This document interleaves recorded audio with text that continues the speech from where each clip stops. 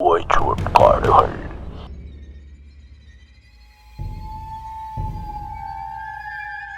இங்கிலாந்தில் உள்ள ஒய்ட்வுட் காடு ஆக்ஸ்போர்ட்ஷைரில் உள்ளது. இந்த காட்டில் ஒரு சம்பவம் நிகழ்ந்ததாக கூறப்படுகிறது.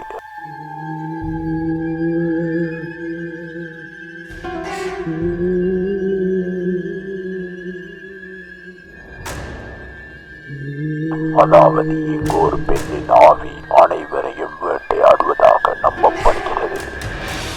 லைசெஸ்டர் எர்லின் மனைவியான எபிராப் சாட்டின் என்பவர் இந்த காட்டில் மர்மமான முறையில் இறந்து விட்டார்.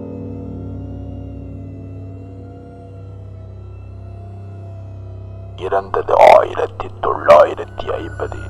இந்த சம்பவம் நடந்து சில ஆண்டுகள் கழித்து ஏமியின் கணவர் வேட்டைக்கு சென்றுள்ளார்.